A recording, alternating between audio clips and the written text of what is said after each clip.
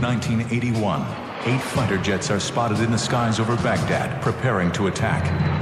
Their target, the pride and joy of Iraqi dictator Saddam Hussein. It was one of the most important military surprises of all time. As the jets dive at their target, stunned Iraqis stare in disbelief. The insignia on the wings is the Star of David, the symbol of the Israeli Air Force.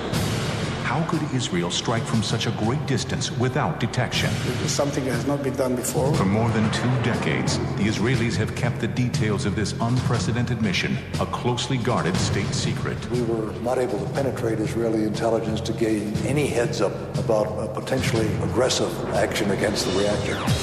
But now, Israel has released these classified documents, and for the first time, the mission's officers, architects, and pilots can finally tell their story. There was a lot of firing from the ground, a lot of firing. You see every bullet, and each one of them is for you. It was an attack that shocked the world. I could hear the president, he said, "They did what?" This is a story of international espionage, blackmail, and targeted assassinations. A story of one of the most daring and dangerous military operations ever attempted. The story of Israel's raid on the reactor.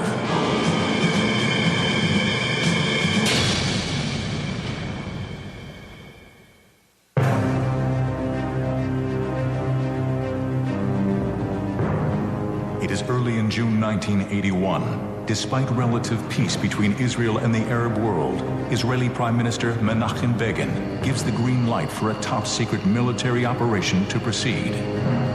Moments later, 8 F-16 jets taxi down the runway of a secret Israeli airbase in the Sinai Desert, carrying a weight that exceeds nearly twice the design specs of the aircraft. With the additional weight, the jets struggle to get airborne, but do so with precious little runway left. Finally, after years of secrecy, planning, and espionage, a mission that could determine the very fate of Israel is underway. I felt that it is the future of the state of Israel on my shoulders, yes. Many of us were grandsons or sons of people who had been through the Holocaust. And we had been a part of a mission that was to prevent another Holocaust. The planning of the mission, dubbed Operation Opera, had been underway for over 3 years. But right from the start, Prime Minister Begin and his staff were hoping, even praying, the raid would never have to take place. He decided to put a kind of a red line, if you can call it a red line, saying that we'll continue to try all kinds of diplomatic efforts. Means using the military force only as a last resource. What was this threat to the Jewish state that had the Israeli government so concerned? What enemy had the capability to strike this kind of fear in the hearts of a recognized military power? The answer laid nearly 600 miles to the east in Baghdad, Iraq, home of Saddam Hussein.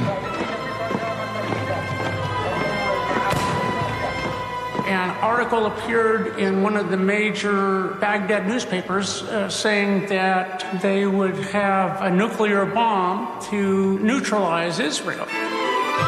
In his 1987 bestseller, First Strike, Israeli author Shlomo Nachdimon describes a nightmarish scenario that in 1981 was all too real.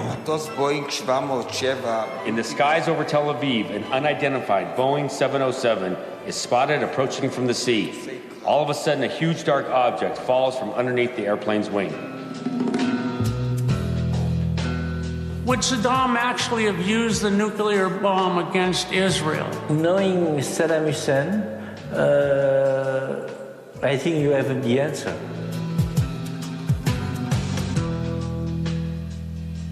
It's very obvious that this was a man who cared very little about human life and the values that dominate Western democratic societies, and that included Israel.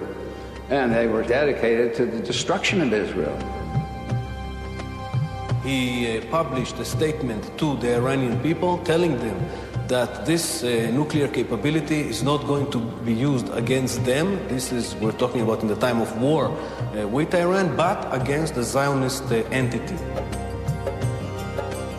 With 3 bombs, there could be at least 500,000, maybe 600,000 Israeli casualties and the destruction of their major cities. Whatever Saddam's intentions were, he knew Iraq did not possess the resources necessary to develop a nuclear weapon. What his country did have in abundance was oil and billions in cash to spend. So, armed with these 2 irresistible commodities, Saddam went shopping for a reactor and quickly found a supplier, French Prime Minister Jacques Chirac and the French government. Chirac and Saddam Hussein had become quite close and had struck a contract whereby France would build this nuclear reactor. France charged him $200 million. He bought Mirage jets and 7,000 Renaults. I was interested in the story because it was too good to be true. Too nicely, too clean, everything was too perfect. Jean-Pierre Van Geert is a renowned French investigative reporter, famous for uncovering government secrets and scandals for over 40 years. It was Van Geert who first broke the story about the questionable dealings between France and the notorious dictator. During his investigation, he also uncovered possible evidence that Saddam had induced and enticed French officials to cooperate. The French official got back from Iraq oil, contact in the Middle East, and they got money. When the agreement was announced in 1975, the French government defended their actions. The facility would be purely a civilian reactor, used for energy purposes only. While many accepted this explanation, there were those who doubted the rationale. Here was a nation that didn't need energy resources, didn't need nuclear energy, run by a nefarious thug, a killer. And what could one properly assume? Publicly, he claimed that this is for energy, for capability of scientific, peaceful goals. Privately, we know from scientists who worked, their goals were based on the assumption that 2 to 3 bombs will demolish the state of Israel, and those were the numbers that they were working on. Everybody knew the real meaning of that construction would have been a military purpose. Within weeks of the announced agreement, construction on the reactor began just outside of Baghdad. Saddam named the soon-to-be-built reactor after the Babylonian month of Temmuz, the very same month in which Nebuchadnezzar began his assault on the Jewish people in 586 BC. But these developments failed to raise concerns by any nation other than Israel, who regarded the situation with pessimistic trepidation. Obviously, satellite photography was providing data on the construction of a reactor. I recall having seen it or mention of it during the transition from the Carter administration to the Reagan administration, but I don't recall that we paid any particular attention to the progress of that reactor, nor were we particularly alarmed by it. There was no attention given to it. Having verified the capabilities of the reactor through several international independent sources, Prime Minister Begin found himself with only one option: set into motion a plan, either through diplomacy, espionage, or military action, to stop the reactor from going hot. He then tasked the head of the IAEA to search out several possibilities of how they could go about neutralizing this, and that's what began this whole mission.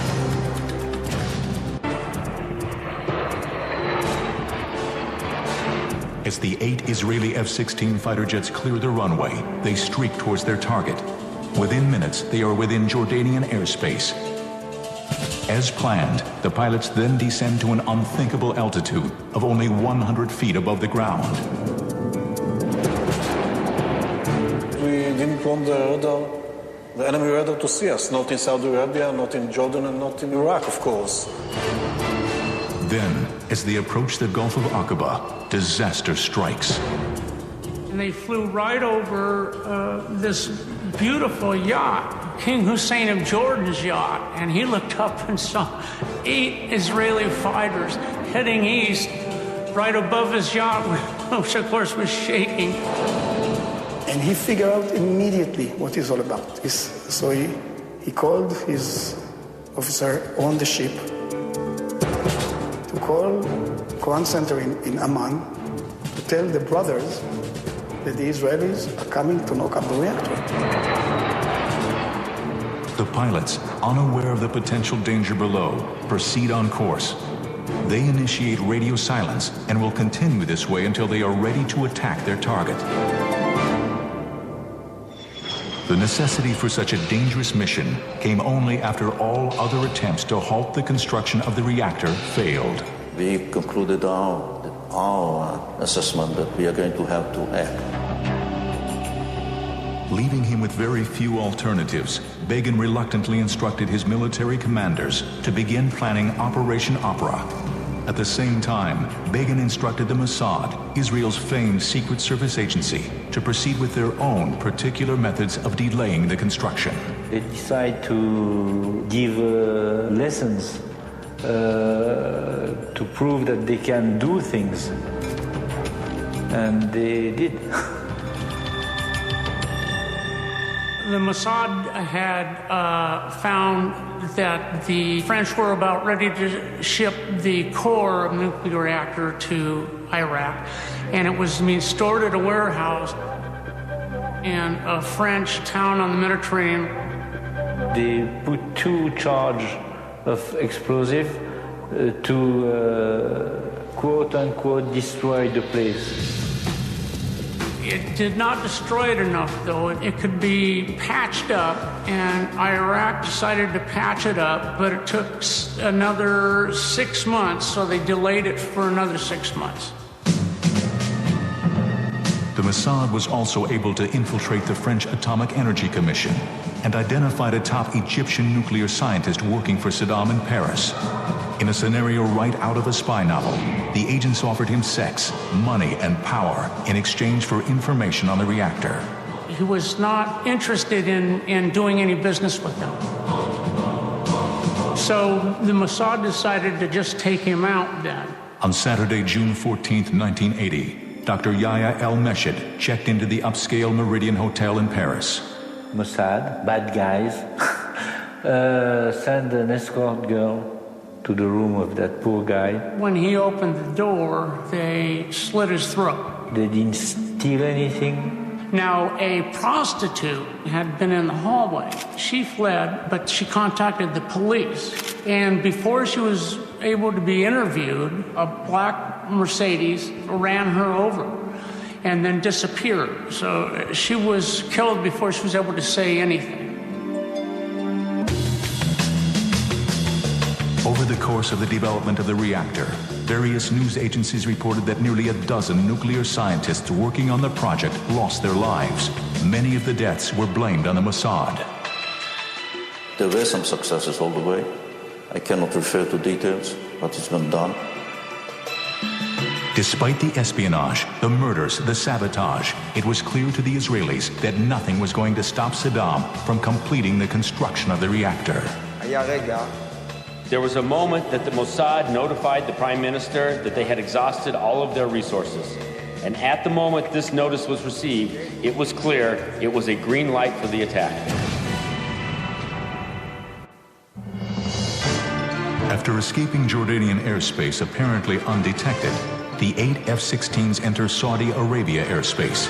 Here, avoiding detection will be even more difficult. The Saudis have recently taken delivery on a fleet of AWACS spy planes from the U.S. that patrol Saudi Arabia continuously, searching for enemy encroachments.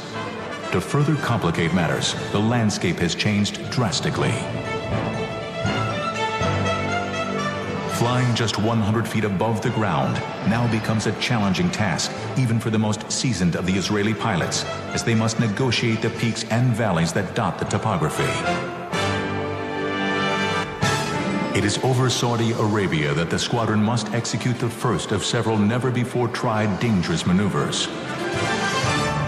What we did actually, we dropped the fuel tanks in the desert after been using all the fuel, of course. This is something that is not allowed to do in F-16, I think even today, because the wing tanks are very close to the bombs. And when you carry bombs on the wings, you are not allowed to jettison the wing tanks until you get rid of the bombs. There was some concern whether the wing tanks would smash into the bomb or flip over the wing and damage the flaps. But indeed, they dropped them, and these 16 wing tanks are still there in the desert someplace even today.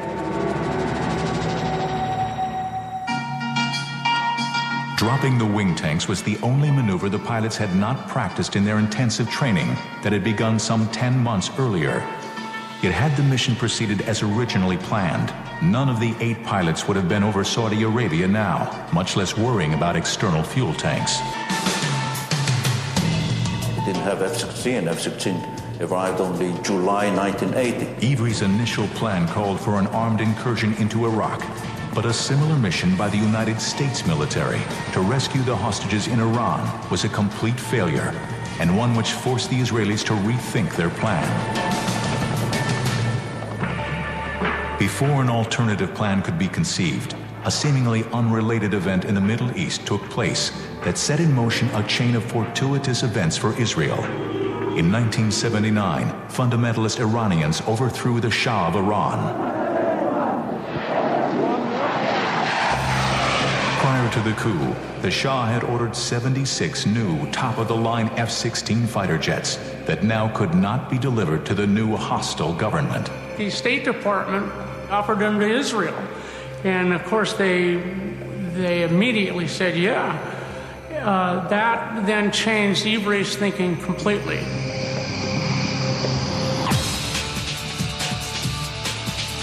The F-16s would require a new squadron made up of Israel's top guns. Ultimately, this elite group would be the ones to pilot the mission, though at the time they were unaware of this distinction.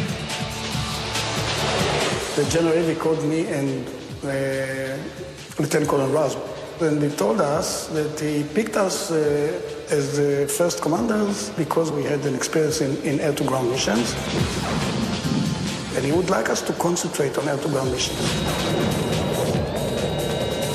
On the way back to our base from his office, we were wondering what was that all about.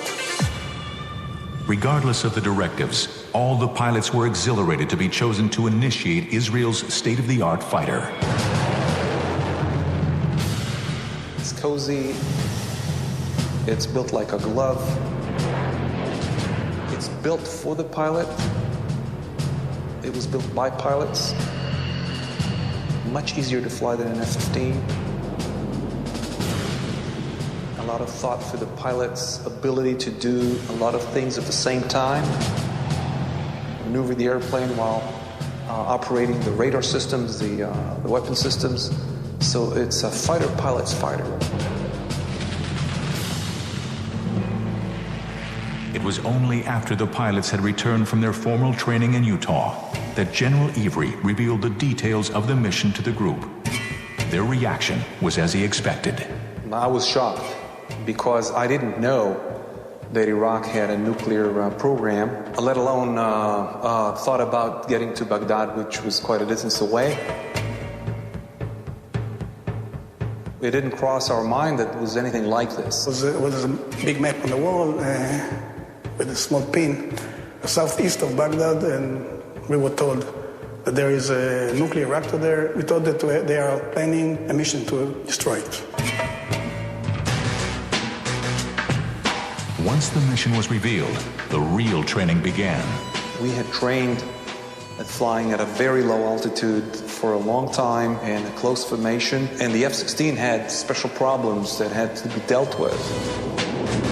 The airplane was single engine, so we thought maybe a single engine. We used to fly on a twin engine, and this is a single engine. What happened with the engine quit on us? But there's another engine in the seat, the ejection seat. route itself would take the pilots first over the southern tip of Jordan, then across northern Saudi Arabia, both sworn enemies of Israel at the time. After crossing the Saudi border into Iraq, the pilots would set a course straight for Baghdad. Because the mission would be over 1,200 miles in distance, the pilots had to figure out a way to train, simulating that distance while remaining in Israeli airspace. Israel still had part of Sinai, and we could fly through Sinai down to Sharm el-Sheikh and then even down into the Red Sea and come back. We had to fly several times back and forth to simulate the range. The youngest of the F-16 pilots was a 26-year-old captain named Ilan Ramon, who will always be remembered as Israel's first astronaut, and was one of 7 who perished in the Space Shuttle Columbia tragedy in 2003. Back in 1980, Ramon was eager to join the elite group of pilots and contribute his specialized skills to the mission. The first person I shared this secret with was Captain Ilan Ramon. With his childish smile, told me that it's slightly out of range. Well, you can fly there, but you cannot land back in Israel. If you want to land in Jordan, then it's possible. Ilan Ramon was correct. Since mid-air refueling was not an option, the F-16s had to be modified and scaled down. This meant adding 2 additional fuel tanks, one under each wing, and eliminating everything but essential equipment, which in effect would make the aircraft defenseless. We didn't take with us any jamming pods, which are for self-defense against electronic measures, radars and so on. But from their perspective, they were like flying ducks in some way. They did a mission and coming back home like flying ducks. And had to, without any capability to defend themselves. As the target date fast approached, the Mossad kept an eye on the progress of the reactor, utilizing top-secret U.S. spy satellites. The satellite access allowed Israel to monitor every detail of the construction. It grew from just this one dome-shaped reactor that the French sold them to a kind of a nuclear Oz. Many buildings, administration buildings, the chemical conversion factory where they could transform the spent nuclear fuel into plutonium, just everything. The photos revealed the facility had been impressively fortified with new batteries of anti-aircraft artillery and strategic surface-to-air missiles known as SAMs. Clearly, the situation in Baghdad had progressed faster than anyone could imagine. Then, on June 1st, the French newspaper Le Point reported that the construction of the reactor was complete. It would now only be a matter of months before the facility was fully operational. 5 days later, Prime Minister Begin summoned General Ivry to his residence. The operation, he announced, will take place the day after tomorrow, Sunday, June 7th.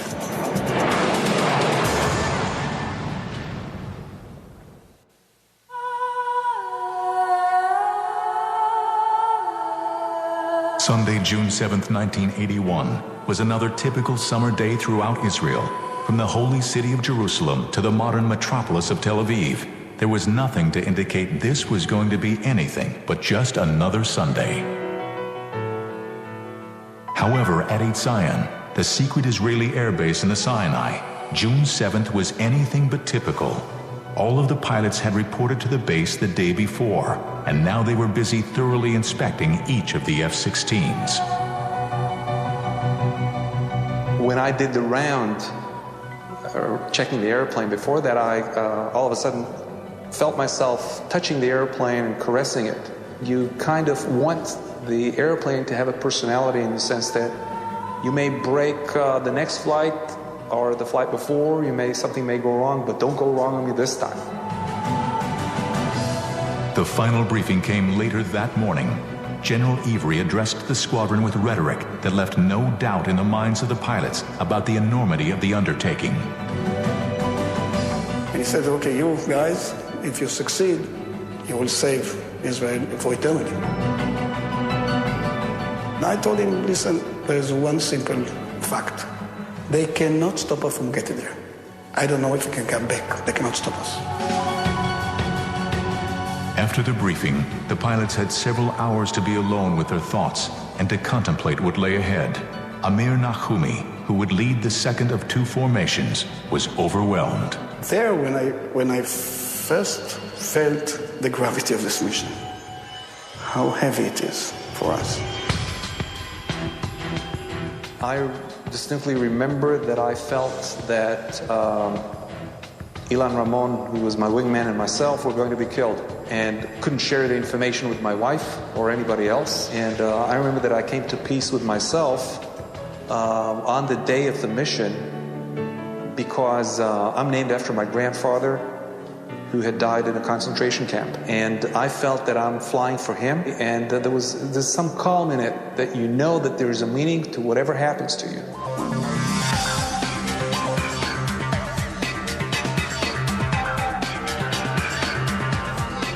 At exactly 16:01, the pilots fired up their engines and taxied to the runway. In an attempt to carry as much fuel as possible, the jets underwent a very dangerous and precarious maneuver called hot refueling just prior to takeoff. It was something that has not been done before. We brought the tankers to the runway. We just connected them to the, and while we was waiting for the time to take off, we was topping up the airplane. I personally had a problem with fuel transfer. My airplane was not refueling. If you were not able to refuel, basically you weren't able to come back. Moments later, the squadron's technical officer gave the pilots the thumbs-up signal. One of the major concerns for Zev Raz, who was the lead pilot, was getting off the ground. And indeed, when they finally started taxiing down the runway, he wasn't gaining enough speed. As he was passing by these different markers where normally you'd be up and heading off into the blue, he was still on the tarmac. He was afraid he was going to run out of runway. Despite the burden of the heavy load, all 8 of the F-16s lifted off and headed east. The mission was underway.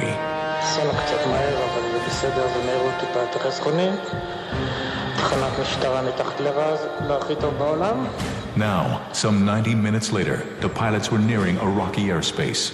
I think as fighter pilots, and getting used to being scared, which is part of the job, you occupy yourself with the technicalities of flying.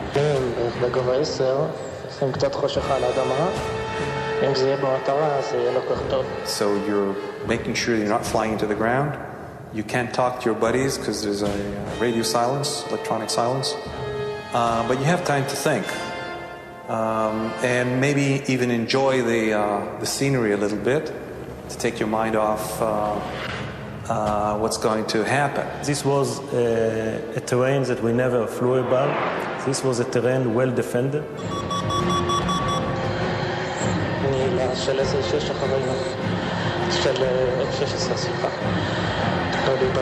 At 17:35, the pilots passed the Euphrates River in western Iraq, the designated landmark to begin the bombing runs.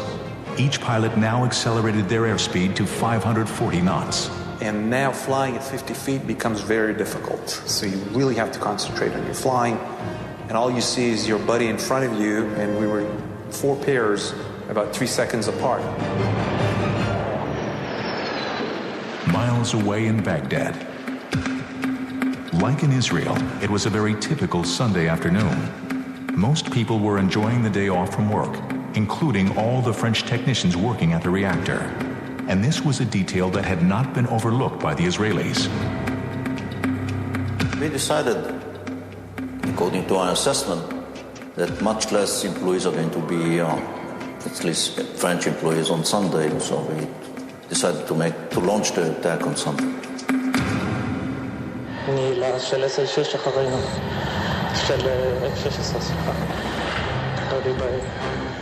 The time the raid took place was also factored into the attack strategy. The timing was a very good timing where day shift and night shift. Relek Shafir was right. Moments before the attack began, the Iraqi technicians who were manning the anti-aircraft artillery guns and the surface-to-air missiles had taken their dinner break. And now the adrenaline starts to flow. You make sure all your switches are on, everything is all set. You check and recheck, look at the wingman.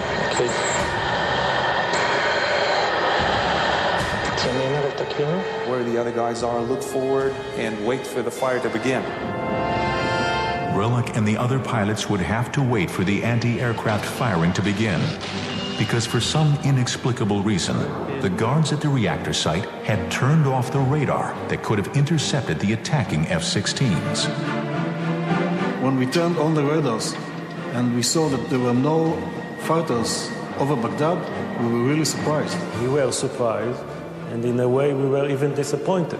We expected them to be over Baghdad because the war was going on, because we knew that they could see us at least 15 minutes before. All the attention was towards east, and they didn't expect somebody coming from the west. The jets accelerated to 600 knots and pulled up to an altitude of more than 4,000 feet.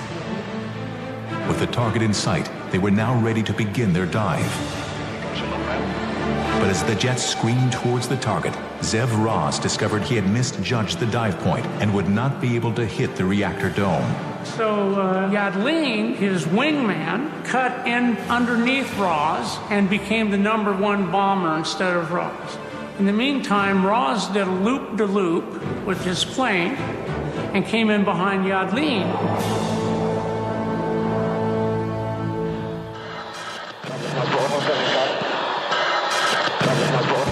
Yadlin and Raz dropped both of their bombs perfectly on target. After the bombing, we go to low altitude, look for each other, to cover each other and see if there are any MiGs, any enemy planes.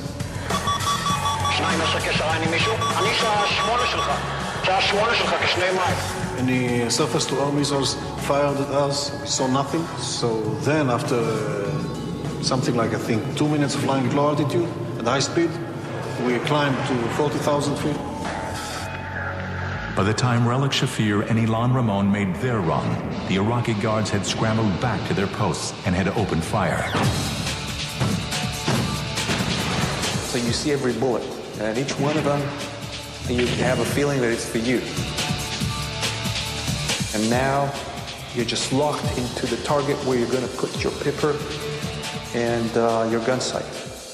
And all you care about is getting the airplane to the right spot to make sure that you have a good shot.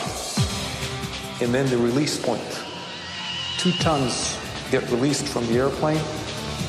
You feel a lot lighter, and you even feel like you got hit. And then there's a release of tension. Even though you're right above the target, you've accomplished the mission. Even if you get shot now, you've let the bombs go into the target. We were used to having raids because it was the Iran-Iraq war at the time.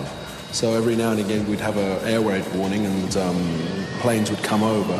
But this was very different. There was just an explosion, no warning or anything. And then suddenly all the anti-aircraft fire went up. Of the 16 bombs that were dropped, each one had hit the target. Despite the failure of 2 of the bombs to detonate, the dome now lay in ruins, irrevocably destroyed. I was wondering if this is how it looks when it's destroyed, because I didn't see the dome anywhere. There was a lot of smoke, and it looks to me like a big hole in the ground. Combination of the large bombs, accuracy of the weapon system, and the skill of the pilots, that was good enough. First thing I thought, okay, we did it. And all the fears, because what is the most fear of a pilot? Is not to get killed, is to blow the mission. Anybody who's into combat knows it's getting the mission done first. Everything comes in second, especially if you're in combat, a combat pilot. With the target destroyed, the pilots now focused their attention on their next task, getting back alive and avoiding what they thought would be a certain encounter with Iraqi aircraft. But the Iraqis didn't play. They didn't take off, they didn't shoot missiles, didn't fire missiles, they even didn't lock the radars on us. It was a big surprise for us that, according to my knowledge, not even one SAM missile was launched towards us.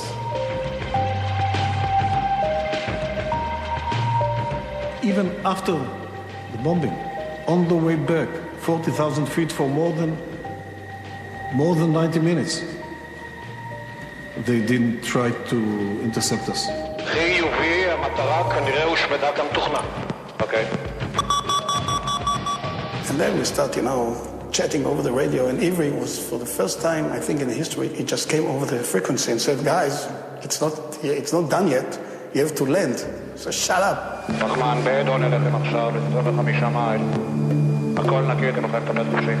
Unabated by enemy Iraqi aircraft, the 8 F-16s set their course for 8 Zion Air Base and what pilots hoped would be an uneventful flight back. Now, it was just a matter of having sufficient fuel for the 600-mile trip.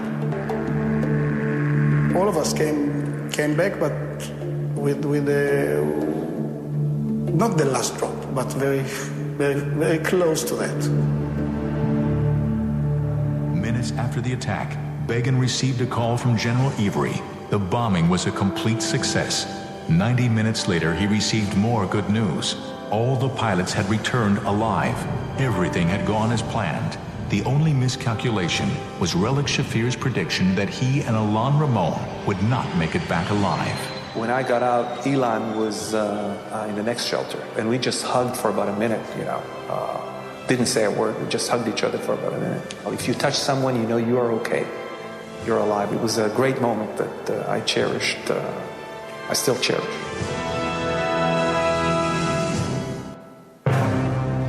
The Iraqis were not the only ones surprised by the raid. It seemed the entire world was caught off guard. I really think it was one of the most important and most interesting military surprises of all time.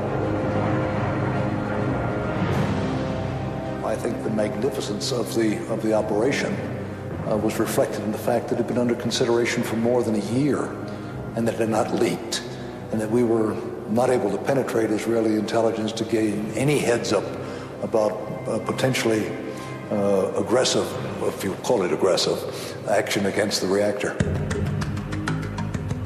President Ronald Reagan, whose relationship with Menachem Begin was both confidential and contentious, was shocked when he was notified. I said, Mr. President, the Israelis have just taken out a reactor in Iraq using F-16s. He said, they did what? And I said, well, repeating myself. And he said, you know what, Dick? And I said, what's that, Mr. President? He said, boys will be boys. The following day, the National Security Council convened in the Oval Office to formulate the official U.S. response to the raid. The president went around the table, and with the exception of one member of the cabinet, there was a very strong anti-Israeli condemnation mood in the room. It was really rather vitriolic, especially the vice president and Jim Baker. I was frankly amazed at the views that were expressed. The vice president, George Bush, a longtime friend, was very vehement in his criticism of the Israelis, strongly urging that some sort of punitive action be taken. Jim Baker, the chief of staff of the White House, was of the very same opinion. Then we finally got around to me, and I said to the president, before this is over, we'll be on our knees thanking God Israel did what it did. As Israel had expected, the UN voted unanimously to condemn Israel for the attack. But despite demands from Vice President Bush and Arab nations for harsh sanctions against Israel, none was ever enacted. Israel has nothing to apologize for. We decided to act now, before it is too late, that we shall defend our people with all the means at our disposal. That's the rule number one of Israel, to protect and defend his territory. So they did what they had to do. According to Van Gert, many in the French government, including Jacques Chirac himself, were privately relieved that Israel had taken this action, despite his public hyperbole to the contrary. Nobody really regret that bombing. The fact that this factory was destroyed was not a bad deal for him, after all. He played his part. Saddam paid for the factory. Chirac fulfilled his contract, and boom. Politics aside, military experts from around the world were astounded by the boldness of the mission and the expertise in which it was executed. Got a lot of compliments by mainly military people, mainly defense people compliments us about it, but it was informal. Under the table, they all blessed us. They all really praised us. They really didn't believe that we could do it. Military observers were also astonished by the absolute precision of the attack. Only the main target, the reactor, was destroyed. Adjacent buildings were left completely intact. There were only 11 casualties, 10 Iraqi soldiers and 1 French technician. And most of the casualties came as a result of the artillery fired blindly into the sky by Iraqi soldiers as they waited for their radar to warm up. Most importantly, the nuclear fuel stored nearby was undamaged, precluding any potential nuclear radioactive contamination. Well, it was superbly done, and the men who did it were superb professionals. I thought it was absolutely stupendous. It was hard for me to imagine that this could have been done so expertly. Had to have been a long time in planning. It was performed brilliantly, nearly flawlessly. The condemnation of Israel was vociferous, but short-lived. But the Israelis accepted the criticism in exchange for what they saw as security from certain catastrophe. Israel put an end to his nuclear ambitions. They had restored the balance of power in the Middle East and neutralized a potential very violent dictator.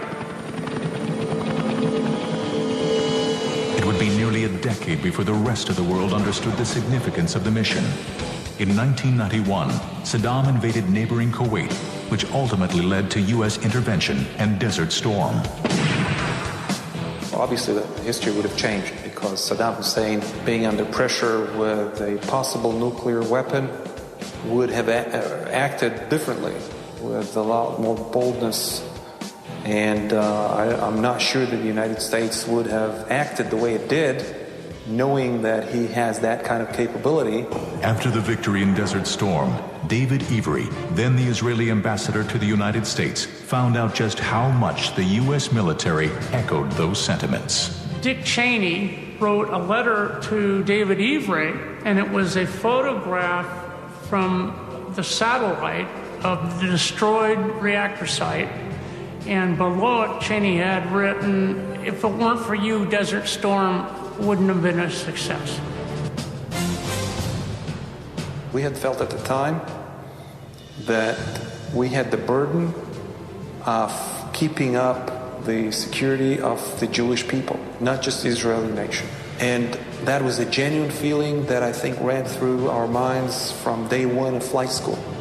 So it wasn't just a mission, it was destiny. To destroy a strategic point or asset of the enemy, to come back safely, to do it without collateral damage.